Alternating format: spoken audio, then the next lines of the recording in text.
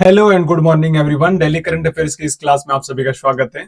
हम आज है 17 मार्च 2026 के जो भी इम्पोर्टेंट 10 जो दिल्ली के जो टॉप 10 एमसीक्यूज है उसको हम डिस्कस करेंगे, साथ में उसकी एक्सप्लेनेशन और उसके साथ जो भी इससे रिलेटेड जो भी स्ट्रेटेजिक है वो भी हम एक एक करके डिस्कस करेंगे। ठीक है, तो उम्मीद करते हैं आप क्लास के लास्ट तक बने रहेंगे तो सारी चीजें एक एक करके समझ पाएंगे। और जो भी यदि आप जिस भी एग्जाम की तैयारी कर रहे हैं और उसमें करंट अफेयर्स आता है तो 100% पूरी प्रोबेबिलिटी है कि जो ये मैं क्लास रेगुलर ले रहा हूँ इन्हीं क्लासों में से आपको क्वेश्चन देखने को मिल सकते हैं। इससे पहले एक इन्फॉर्मेशन थी कि जो पिछला वीक था जो 7 से 15 मार्च के बीच में था, तो वो पूरा डिटेल में एनालिसिस जो उसका पूरा वीडियो है वो एक साथ भी मैंने कल यूट्यूब पे डाल दिया था, तो उसको भी जाके आप वॉच कर सकते हो और उसका लिंक मैं कमेंट बॉक्स में पिन कर दूंगा। ठीक है, तो यदि अभी हाल ही में जो इंपॉर्टेंट जो एमसीक्यूज थे दिल्ली एमसीक्यूज, जैसे पिनाका एमबीआरएल सिस्टम चर्चा में रहा था, एनएमडीसी लिमिटेड अभी हाल ही में उसको कब नवरत्न दर्जा मिला था, और हाल ही में फेमस रहा था गुंटूर शिलालेख, और लोअर जो कोपिली जल विद्युत परियोजना इसकी क्षमता कितनी है, मेघामलाई वन्य जीव अभ्यारण्य, बीसीसीआई का जो नमन पुरस्कार है, या ऑस्कर अभी 2026 में उसमें बेस्ट फिल्म का अवार्ड किसको मिला था, और विश्व पैरा एथलेटिक्स अभी ग्रैंड चैंपियनशिप जो दिल्ली में खत्म हुई थी उसमें भारत ने कितने स्वर्ण पदक जीते थे, और गुजरात का पहला साउंडिंग रॉकेट था उसने किस स्टार्टअप ने इसको विकसित किया था, या राष्ट्रीय जो चंबल अभ्यारण्य है वो किन राज्यों का त्रिवेणी संगम है। ठीक है, यदि इन सभी क्वेश्चन का यदि आपको आंसर आता है तो आप इस क्लास को यहीं स्किप करके जा सकते हैं, और इन सब क्वेश्चन का आंसर नहीं आता और सीखना चाहते हैं तो इस क्लास के लास्ट तक बने रहिएगा, तो ये सारी चीजें आपको एक एक करके समझ में आएगी। ठीक है, सबसे पहले हमारा एक प्रीवियस क्वेश्चन रहता है जो हम प्रीवियस की क्लासों में इसको वैसे हम इसको डिस्कस कर चुके थे, और इस क्वेश्चन का आंसर आपसे एक्सपेक्टेड रहता है कि यदि आप इसका आंसर सही से दे पाते हैं तो इसका मतलब आपकी जो तैयारी है वो टॉप नॉच की चल रही है, और जो भी एग्जाम की आप जिसकी तैयारी कर रहे हैं उसमें आप बहुत अग्रणी है बाकी लोगों से। ठीक है, जो इंडियन बाइसन फेस्टिवल 2026 था उसका सेकंड एडिशन था वो किस वाइल्ड लाइफ सेंचुरी में ऑर्गेनाइज किया गया था, तो सिमलीपाल, देब्रीगढ़, भितरकनिका, सतकोच है। ठीक है, तो एग्जाम्पल के लिए बता दूं ये चारों कहाँ की है, ओडिशा की है। ठीक है, ये चारों कहाँ की है, ओडिशा की है, और इसमें सही आंसर क्या होगा वो जरूर आप कमेंट बॉक्स में दिएगा, और जो सही आंसर होगा उसको मैं आपको पिन करके बता दूंगा कि ये इसका सही आंसर रहेगा, नहीं तो अगली क्लास में इसको बता दूंगा। आज का जो पहला क्वेश्चन है कि जो नेशनल चंबल सेंचुरी है वो किन 3 स्टेट का ट्राई जंक्शन पर स्थित है। ठीक है, तो इसका सही आंसर आपको देखने को मिलेगा एमपी, यूपी और राजस्थान, 3 स्टेट से होकर ये गुजरती है कौन सी नदी, चंबल नदी। तो हाल ही में ये चर्चा में क्यों आई और किस कारण से न्यूज में, इसका मुख्य कारण था कि अभी हाल ही में जो अपना सुप्रीम कोर्ट ने उसने सुओ मोटो लिया, क्या लिया, सुओ मोटो। सुओ मोटो का मतलब होता है खुद संज्ञान में लेना। ठीक है, खुद संज्ञान में लेना, क्योंकि जो चंबल का क्षेत्र आपको पता है, चंबल के बीएड आपको फेमस होंगे। बीएड का मतलब इस तरह से जंगल है कि वहां से पानी से कट कट के ऐसे जमीन रेत या बची होती है। ठीक है, तो इस एक्चुअली क्या जो चंबल से नदी होती है इसमें सबसे ज्यादा जो आपकी बजरी खनन या बजरी खनन माफिया आपको देखने को मिलता है। ठीक है, उसके कारण ये चर्चा में आया था क्योंकि यहाँ से बहुत ज्यादा खनन हो रहा था और इसके कारण सुप्रीम कोर्ट ने इस पे संज्ञान लिया था। ये 3 स्टेट से निकलती है। तो चंबल नदी की बात करें तो इसका उद्गम कहाँ से होता है, इसका उद्गम होता है मऊ मध्य प्रदेश से। कहाँ से, मऊ जो एमपी का क्षेत्र है वहां से इसका उद्गम होता है, जो विंध्याचल की श्रेणियां है। उसके बाद ये राजस्थान से होती हुई यूपी में प्रवेश करती है। यूपी के जो इटावा शहर है वहां से ये किस नदी में मिल जाती है, यमुना नदी में मिल जाती है। कौन सी नदी में, यमुना नदी में मिल जाती है। और उसके अलावा यदि बात करें जो चंबल नदी है इसकी इंपॉर्टेंट जो सहायक नदियां कौन कौन सी है, इसमें बनास देखने को मिल सकती है आपको, काली सिंध है, सिप्रा है, पार्वती है। तो ये इंपॉर्टेंट नदियां है इसकी, सिप्रा, पार्वती, काली सिंध, ये चंबल नदी की क्या है, सहायक नदियां मानी जाती है। तो ये पूरा कंसेप्ट आपको जरूर समझ में आया होगा। ठीक है, तो ये खबर में क्यों कहते हैं, अभी हाल ही में जो रेत खनन था उसके कारण जो इको सेंसिटिव जोन है, क्योंकि इसमें आपको पता है गंभीर रूप से जो लुप्तप्राय घड़ियाल है, लाल मुकुट वाली छत वाले जो कछुए या गंगा डॉल्फिन है वो इंपॉर्टेंट इसमें पाए जाते हैं, और उससे जो ये रेत का खनन हो रहा है उससे इसका इनमें संकट आ जाएगा। ठीक, तो इसके लिए अभी हाल ही में सुप्रीम कोर्ट ने क्या लिया, जो मीडिया रिपोर्ट थी उसके आधार पर उन्होंने स्वत संज्ञान या सुओ मोटो लिया था। ये पूरा चीज थी, इसे उम्मीद करता हूँ ये सारी चीजें आपको एक एक करके समझ में आएगी। ये मध्य प्रदेश, उत्तर प्रदेश और राजस्थान के संगम में लगभग 425 किलोमीटर लंबी नदी है। ठीक है, और इस पे चंबल अभ्यारण्य भी स्थित है। अगला क्वेश्चन है, गुजरात फर्स्ट साउंडिंग रॉकेट था और किस स्टार्टअप ने डेवलप किया। तो ये अपने आप में एक हिस्टोरिक लॉन्च थी और गुजरात के पर्सपेक्टिव से, और ये लॉन्च किया था Om space rocket and exploration PVT limited. ये अहमदाबाद बेस्ड एक कंपनी है, अहमदाबाद बेस्ड। ठीक है, अहमदाबाद बेस्ड एक कंपनी है जिसका नाम क्या है, ओम स्पेस रॉकेट लॉन्चर है, ठीक है। Rocket and exploration Pvt private limited company है, ठीक है।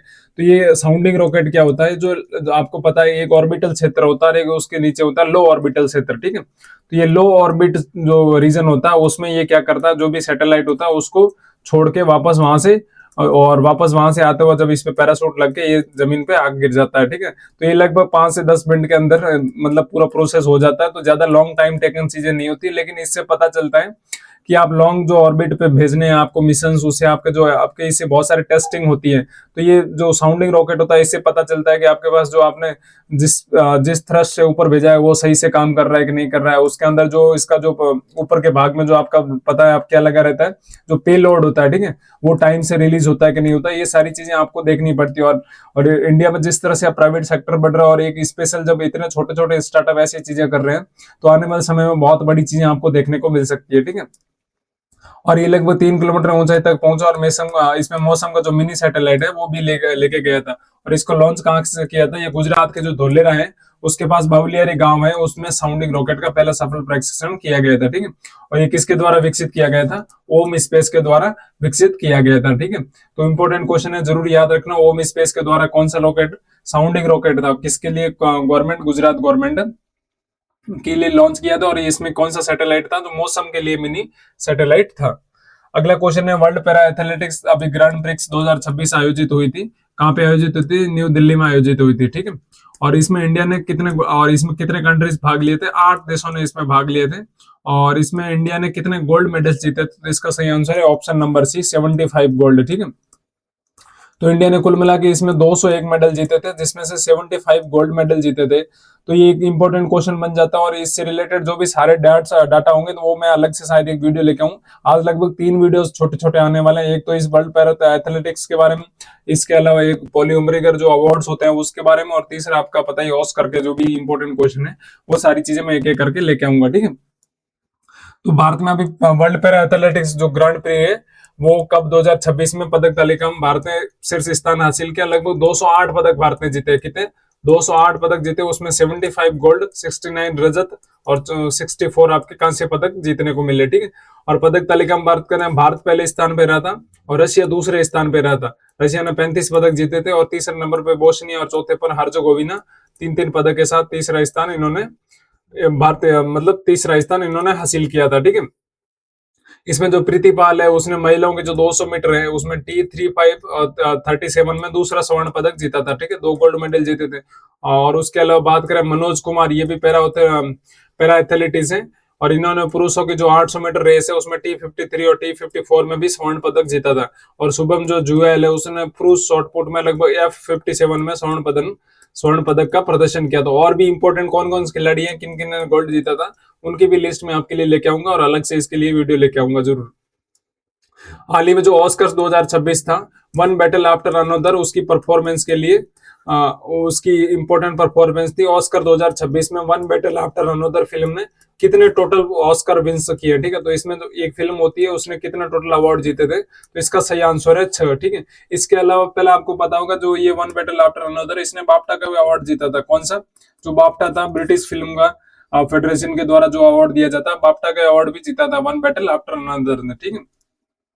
और जो सर्वश्रेष्ठ पिक्चर का अवार्ड भी किसको मिला था, वन बैटल आफ्टर अनदर को, किसका, जो सर्वश्रेष्ठ मतलब जो पिक्चर सर्वश्रेष्ठ पिक्चर का अवार्ड भी किसको मिला था, ये मिला था वन बैटल आफ्टर अनदर को, ठीक है। और इसके साथ इसने कुल 6 ऑस्कर अवार्ड भी जीते थे, ठीक है, और भी अलग अलग शैली में इन्होंने जीते थे। और इसके जो निर्माताओं का योगदान था उसमें एडम सॉमनर थे, सारा मर्फी और पॉल थॉमस एंडरसन द्वारा इसे निर्मित किया गया था। जो इंपोर्टेंट निर्देशक कौन थे इनके, पॉल थॉमस एंडरसन, ठीक है। तो इसमें क्या दिखाया गया, एक राजनीतिक थ्रिलर दिखाया, एक पूर्व क्रांतिकारी की जो कहानी है और जिसका अतीत उसे ढूंढ लेता है, ये इंपोर्टेंट कहानी है, ठीक है। और इसमें जो राजनीतिक संघर्ष, ऐतिहासिक चक्र और जो व्यक्तिगत बलिदान की थीम है उस पर आधारित ये पूरी मूवी है, वन बैटल आफ्टर अनदर। तो इसने बेस्ट पिक्चर का अवार्ड जीता था। और इसके जो निर्देशक कौन थे, पॉल थॉमस एंडरसन, ठीक है। और बीसीसीआई नमन अवार्ड 2026 में जो पॉली उमरीगर अवार्ड है वो आदि मैन में किसको मिला था, ठीक है। तो पॉली उमरीगर मैन में अवार्ड किसको दिया गया था, ये दिया गया शुभमन गिल को। किस कारण, क्योंकि इन्होंने एशिया कप भी जितवाया था, किसने, और इसके अलावा ये तीनों फॉर्मेट खेलने वाले एकमात्र प्लेयर है। और क्योंकि ये अभी T20 वर्ल्ड कप का हिस्सा नहीं थे, फिर भी लेकिन उनको पॉली जो उमरीगर अवार्ड मैन है वो पूरे साल के लिए दिया जाता है, और उसमें बेस्ट प्रदर्शन के लिए शुभमन गिल को दिया गया था। ठीक है, ये अभी समारोह कहाँ पे आयोजित हुआ था? ये नई दिल्ली में आयोजित हुआ था। और पॉली उमरीगर अवार्ड जो श्रेष्ठ है वो पुरुषों में किसको दिया गया था? शुभमन गिल को, और वो भी लगातार दूसरी बार। 2025 का भी किसको दिया गया था?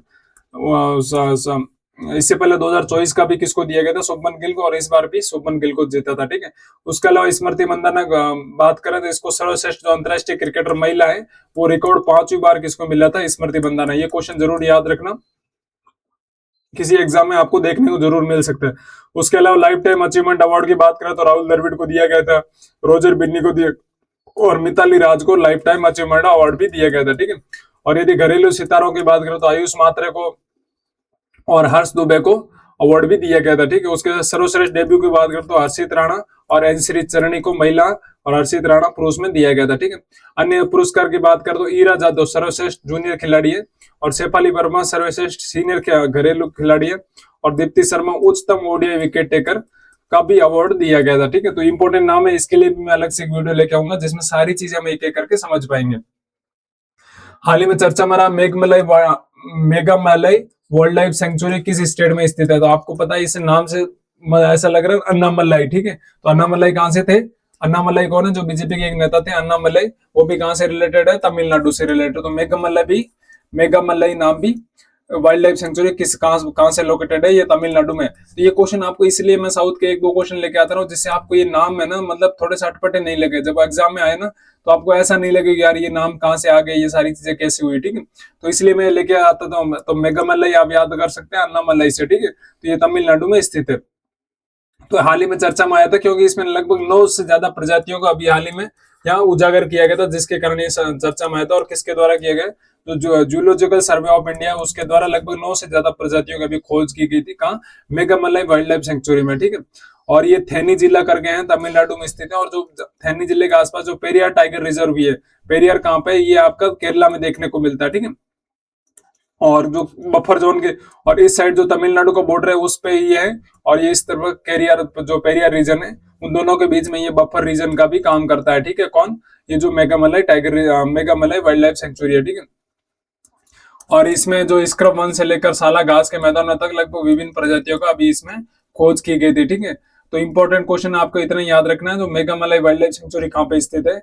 ये आपकी देखने को मिलती है तमिलनाडु के थेनी जिले में। ठीक है, उसके अलावा हाल ही में चर्चा में lower Kopili hydro electric project की अभी कैपेसिटी कितनी? तो हाल ही में ये चर्चा में क्या है, क्योंकि जो प्रधानमंत्री नरेंद्र मोदी है उन्होंने अभी इसके जो 120 मेगावाट का है उसका वर्चुअल शिलान्यास किया था। ठीक है, तो ये कहाँ पे स्थित है? इसकी कैपेसिटी कितनी? 120 मेगावाट, और ये है आपके आसाम राज्य में स्थित है। ठीक है, तो ये कोपिली है, तो आपको पता है ये कोपिली रिवर है। ठीक है, तो ये कोपिली रिवर किसकी सहायक नदी है? ये ब्रह्मपुत्र की सहायक नदी है।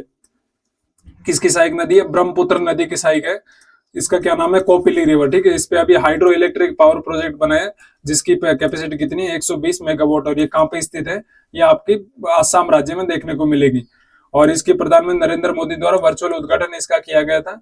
और इससे क्या होगा, जो ऊर्जा का जो बुनियादी ढांचा है उसमें हमें मजबूत करेगी, और जो क्षेत्रीय बिजली उत्पादन क्षमता है उसको भी ये ज्यादा विकसित करेगी। ठीक है, और ये किसके सहयोग से बनाई जा रही है? ये एडीबी के, जो एशियन डेवलपमेंट बैंक है, और जो असम का जो पावर सेक्टर इन्वेस्टमेंट प्रोग्राम है उसके तहत समर्थन इसको प्राप्त है। ठीक है, तो ये इंपॉर्टेंट क्वेश्चन है, जरूर याद रखना।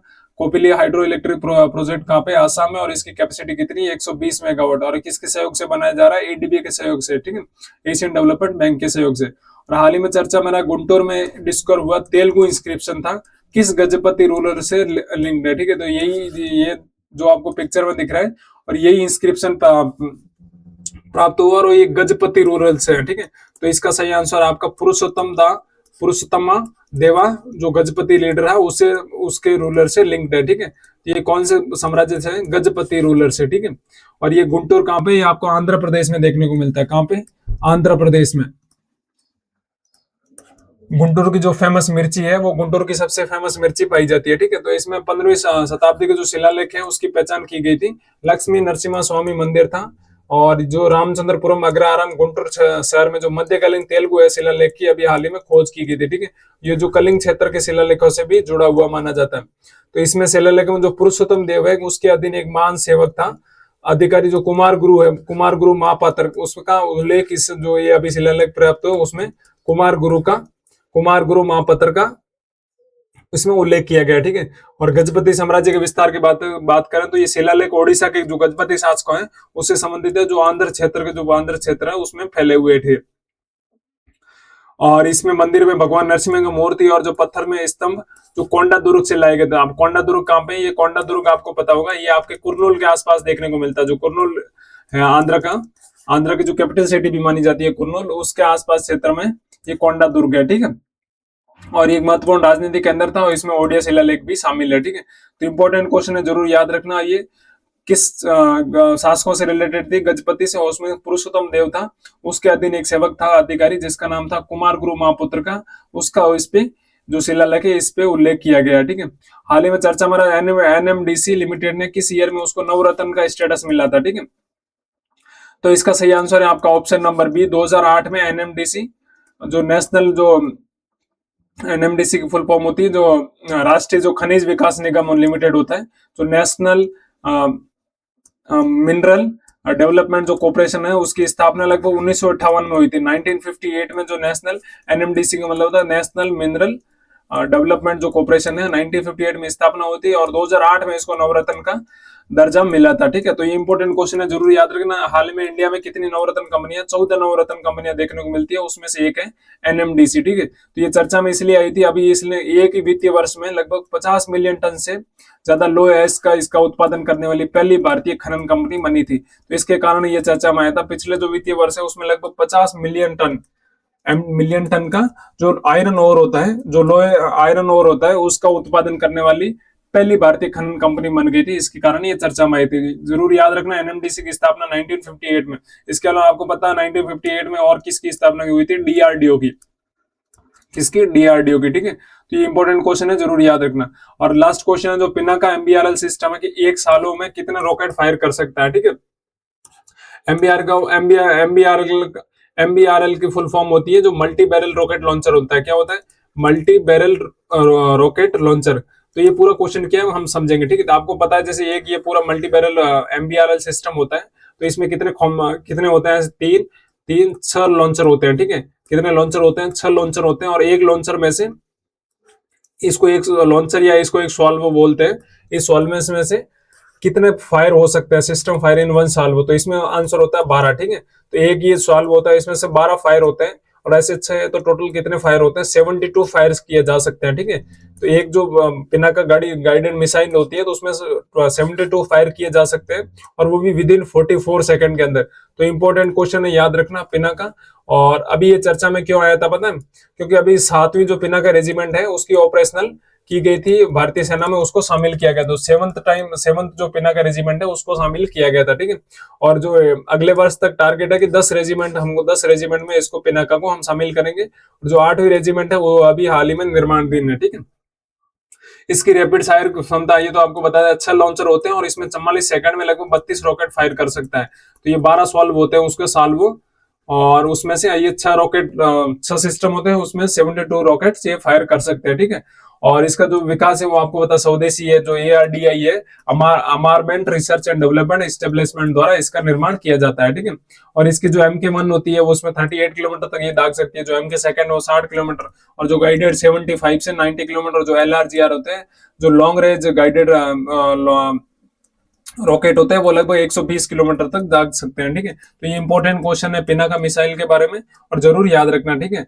और उम्मीद करते हैं ये सारे क्वेश्चन आपको एक एक करके समझ में आएंगे और आप लगातार ऐसे हमारे क्लासों के साथ बने रहिएगा। शुक्रिया आपका, धन्यवाद।